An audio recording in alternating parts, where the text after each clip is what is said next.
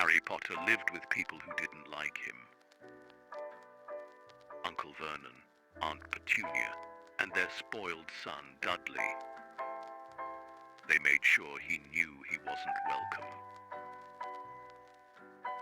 They made him sleep in a tiny room, locked away his school things, and never let him talk about Hogwarts, the magic school where he was supposed to be. For 2 months, Harry hadn't heard from his friends. No letters, no news, nothing. It was as if the wizarding world had forgotten him. Then, one evening, a knock came at the door. Uncle Vernon opened it. A thin man in a grey suit stood outside. His hair was slicked back. His face was pale. He did not smile. "Harry Potter lives here," the man said. Uncle Vernon scowled. "No, he doesn't." The man stepped forward. "Yes, he does."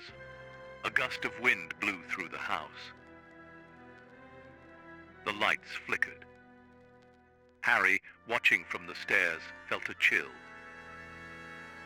"Tell the boy," the man said. "He must not return to school." Then he was gone. Uncle Vernon slammed the door. "That settles it. No school. You're staying here." Harry's heart pounded. He had to get back to Hogwarts. That night, a sound outside his window. A car. No, a flying car. It hovered in the air, shining under the streetlights. Ron Weasley, Harry's best friend, leaned out the window. "Come on, mate." Harry grabbed his trunk, his owl, Hedwig, and climbed inside. The car shot into the sky, leaving Privet Drive far below. At Hogwarts, things were not normal. Strange whispers echoed through the hallways. Students found petrified, frozen like stone. The teachers looked worried. Then one night, a message appeared on the wall. "The Chamber of Secrets has been opened. Enemies of the air, beware." Nobody knew what it meant, but Harry noticed something.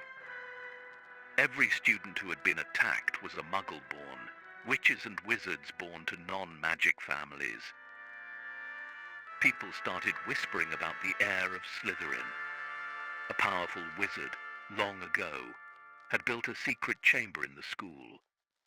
Inside, a monster. Only the heir could control it. Some students looked at Harry like he might be the heir. He didn't know why.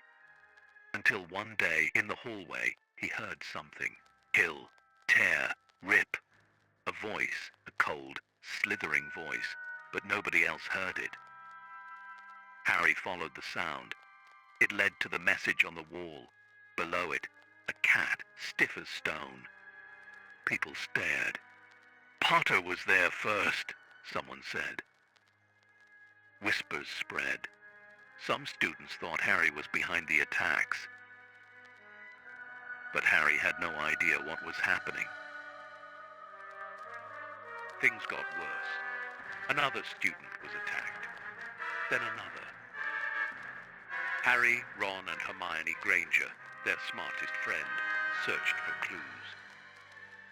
Then Harry found something. A small black diary. It was old. Inside, the name Tom Riddle. "I can show you what happened. 50 years ago, the chamber was opened before. A girl was killed." The diary pulled Harry inside a memory. He saw a young Tom Riddle standing in the halls of Hogwarts. A teacher named Hagrid was there, much younger than now. Tom pointed at him. "He's the one who opened the chamber." Then the memory ended. Harry snapped back to reality. Hagrid? Could it be true? Before he could ask, Hermione was attacked. Now it was serious. They had to solve this. Hagrid had been taken away by the school authorities. But before he left, he gave Harry and Ron a clue. Follow the spiders. Spiders. Hundreds of them. Crawling into the dark forest outside the school. Harry and Ron followed them. Deep in the forest, they found a giant spider named Aragog. He was old. His voice was slow. Hagrid did not open the chamber, Aragog said. The monster inside is something we spiders fear. Something that kills with a look. The boys barely escaped the spider's nest. But now, they had a clue. A monster that kills with a look. Then, another attack. Ginny Weasley, Ron's little sister, was taken. A final message appeared on the wall. Her skeleton will lie in the chamber forever. Harry knew they were out of time. Harry and Ron discovered the entrance to the Chamber of Secrets, hidden in the girls' bathroom. The floor rumbled, the walls split apart, revealing a long tunnel leading deep underground. At the end, a massive stone door. It opened. Inside, the chamber stretched out before them. Tall stone pillars, shadows, silence, and Ginny lying still. Harry ran to her. She wasn't moving. Then, a figure stepped forward. Tom Riddle. But he was young. Not a ghost, but not alive. She's dying, he said. And soon I will be real again.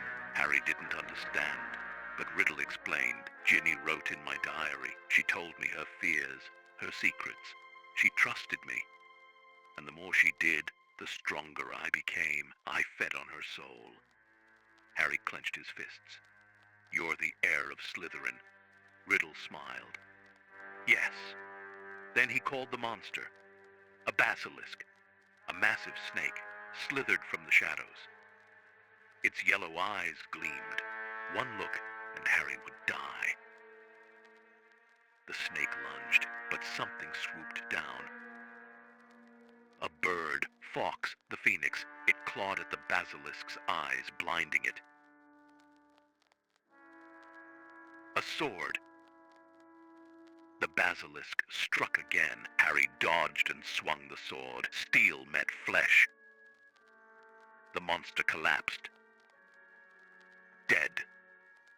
But its fang pierced Harry's arm. The venom burned. Riddle laughed. But then Fawkes landed beside Harry. A single tear fell onto the wound, and the pain vanished. Phoenix tears. They could heal anything. Harry stood up. He grabbed the diary. Riddle's diary. He stabbed it. Ink exploded from its pages. Riddle screamed, and then he was gone. Ginny gasped for air. She woke up. They had won. Hogwarts was safe again. The students were cured. Ginny was okay. Dumbledore smiled. Harry felt relieved, but he had one last thing to do. He found Lucius Malfoy, the man who had given Ginny the diary, and he did something clever. Harry tricked him into freeing his servant, Dobby, the house elf. For the first time, Dobby smiled. Harry grinned back. The school year was over.